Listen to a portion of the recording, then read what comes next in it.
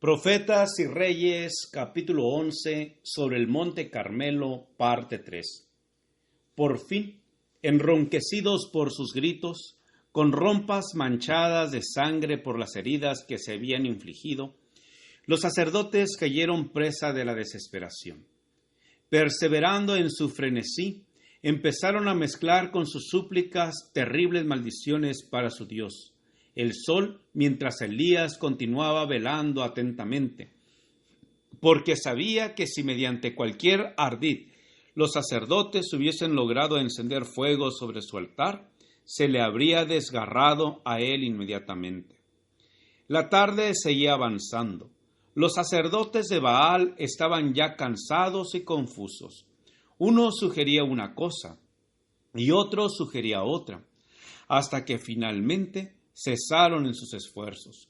Sus gritos y maldiciones ya no repercutían en el Carmelo. Desesperados, se retiraron de la contienda. Durante todo el día el pueblo había presenciado las demostraciones de los sacerdotes frustrados. Había contemplado cómo saltaban desenfrenadamente en derredor del altar, como si quisieran asir los rayos ardientes del sol, a fin de cumplir su propósito. Había mirado con horror las espantosas mutilaciones que se afligían, y había tenido oportunidad de reflexionar en las insensateces del culto a los ídolos. Muchos de los que formaban parte de la multitud estaban cansados de las manifestaciones demoníacas y aguardaban ahora, con el más profundo interés, lo que iba a hacer Elías. Ya era la hora del sacrificio de la tarde, y Elías invitó así al pueblo: «Acercaos a mí». Mientras se acercaban, temblorosamente, se puso a reparar el altar frente al cual hubo una vez hombres que adoraban al Dios del cielo. Para él, este montón de ruinas era más precioso que todos los magníficos altares del paganismo. En la reconstrucción del viejo altar, Elías reveló su respeto por el pacto que el Señor había hecho en Israel cuando cruzó el Jordán para entrar en la tierra prometida. Escogiendo Elías 12 piedras, conforme al número de las tribus de los hijos de Jacob, edificó con las piedras un altar en el nombre de Jehová. Los desilusionados sacerdotes de Baal, agotados por sus vanos esfuerzos, aguardaban para ver lo que iba a hacer Elías. Sentían odio hacia el profeta por haber propuesto una prueba que había revelado la debilidad e ineficacia de sus dioses, pero al mismo tiempo temían su poder. El pueblo, también temeroso y con el aliento en suspenso por la expectación, observaba mientras Elías continuaba sus preparativos. La calma del profeta resultaba en agudo contraste con el frenético y insensato fanatismo de los partidarios de Baal. Una vez reparado el altar, el profeta cavó una trinchera en derredor de él, y habiendo puesto la leña en orden y preparado el novillo, puso esa víctima sobre el altar y ordenó al pueblo que regase con agua el sacrificio del altar. Sus indicaciones fueron: henchid 4 cántaros de agua y derramarla sobre el holocausto y sobre la leña, y dijo: hacedlo otra vez, y otra vez lo hicieron. Dijo aún: hacedlo la tercera vez, e hicieron la tercera vez. De manera que las aguas corrían alrededor del altar, y había también henchido de agua la reguera. Recordando al pueblo la larga apostasía que había despertado la ira de Jehová, Elías le invitó a humillar su corazón y a retornar al Dios de sus padres, a fin de que pudiese borrarse la maldición que descansaba sobre la tierra.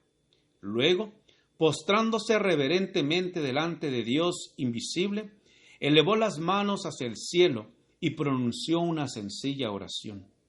Desde temprano por la mañana hasta el atardecer, los sacerdotes de Baal habían lanzado gritos y espumarajos mientras daban saltos, pero mientras Elías oraba, no repercutieron gritos sobre las alturas del Carmelo.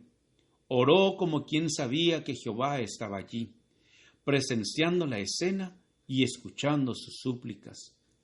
Los profetas de Baal habían orado desenfrenada e incoherentemente.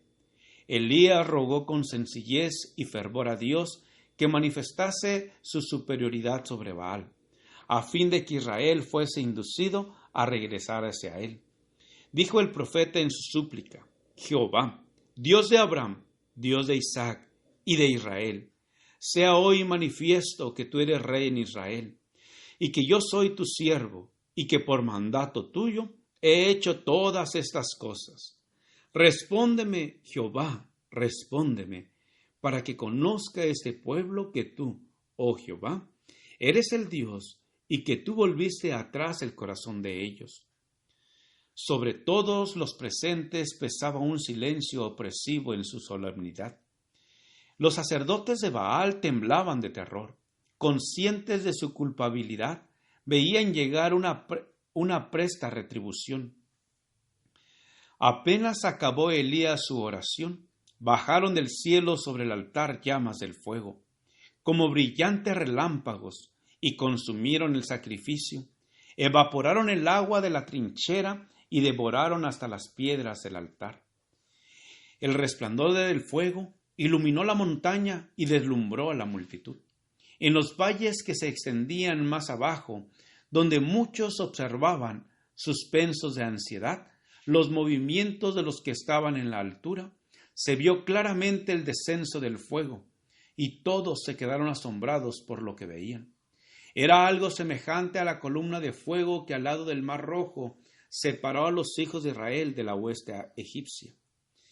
La gente que estaba sobre el monte se postró llena de pavor delante de Dios, del Dios invisible. No se atrevía a continuar mirando el fuego enviado del cielo. Temía verse consumida. Convencidos de que era su deber recordar al Dios de Elías como Dios de sus padres, al cual debían obedecer, gritaron a una voz: Jehová es Dios, Jehová es el Dios.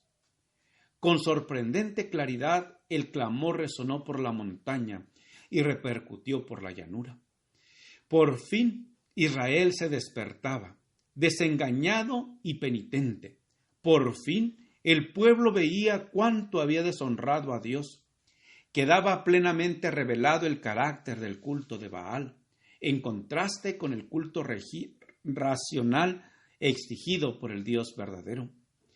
El pueblo reconoció la justicia y la misericordia que había manifestado Dios al privarle de rocío y de lluvia hasta que confesara su nombre. Estaba ahora dispuesto a admitir que el Dios de Elías era superior a todo ídolo. Los sacerdotes de Baal presenciaban consternados la maravillosa revelación del poder de Jehová. Sin embargo, aun en su derrota y en presencia de la gloria divina, rehusaron arrepentirse de su mal proceder. Querían seguir siendo los sacerdotes de Baal. Demostraron así que merecían ser destruidos, a fin de que el arrepentido pueblo de Israel se viese protegido de las seducciones de aquellos que le habían enseñado a adorar a Baal. El Señor indicó a Elías que destruyese a esos falsos maestros. La ira del pueblo ya había sido despertada contra los caudillos de la transgresión. Y cuando Elías dio la orden, prended a los profetas de Baal, que no escape ninguno, el pueblo estuvo listo para obedecer. Se apoderó de los sacerdotes, los llevó al arroyo Sison, y allí, antes que terminara el día que señalaba el comienzo de una reforma decidida, se dio muerte a los ministros de Baal. No se perdonó la vida a uno solo. Gracias por escuchar este audio. Te invito a escuchar el siguiente capítulo. Jehová te bendiga y te guarde. Jehová haga resplandecer su rostro sobre ti y tenga de ti misericordia. Jehová alce sobre ti su rostro y ponga en ti paz. Con aprecio, el pastor Juan Manuel Flores Espinosa.